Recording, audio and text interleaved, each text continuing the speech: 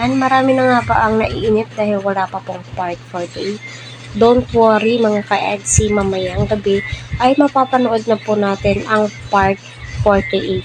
For me, hindi po ako naiinip dahil wala pa pong part 48. Bagkos, lalo po akong na-excite, At unang-una sa lahat, may mga bulong naman po, may mga BTS, rehearsal, napakadami po pwedeng mapanood patungkol sa EDSI, especially sa pabahay ni Beyonce.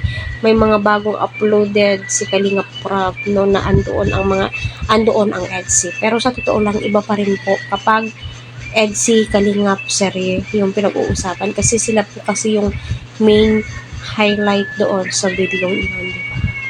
Pero mamaya mapapanood po natin, syempre habang wala pa po, suportahan po natin syempre si Kuya Bang Santos Matubang, may mga upload po siya, kung pwede i-marathon po natin, sa mga team BTS po dyan, live po si Sir Raid Singh, panoorin po natin, quoted na nga po doon na mamaya daw po, pati sila Sir Olives, napakarami na pong nagbibigay ng bulong.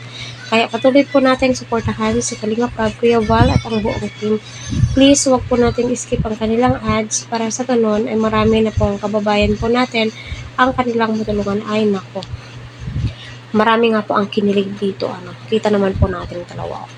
Diba, napaka-sweet po nila. Tila'y magtsuwa. At grabe, napaka-sexy ni Beyonce, napakaganda niya. Agaw, pansin po talaga siya. Maliban sa Key Angels. Alam niyo naman, Team EDSI po tayo. So, go, promote po natin, mahalin po natin ang lahat ng mga beneficiary nila Kalinga Prab. Hindi lamang po si Beyonce at ang iba pa, di ba? So, ganun naman po talaga. Kailangan po natin silang supportahan dahil one Kalinga, one family po yan sila. Di ba? Napaka-pogi at napakasimplihang atake lamang po ni Kalinga Edo. Kita niyo naman po yung love verse niya, ang kanyang katuwang, ha? Si Beyonce, napakaganda, pinaghandaan po, di ba? Napakasimple lamang po yung makeup niya, naka-contact lens, so, di ba?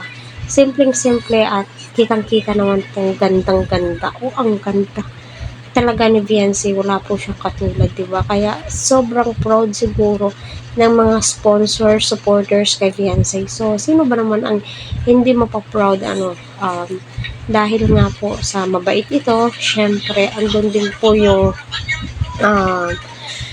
napaka-humble po niya na di po yung nawawala kay Beyonce. Palagi po siyang nakangiti kahit saan, di ba?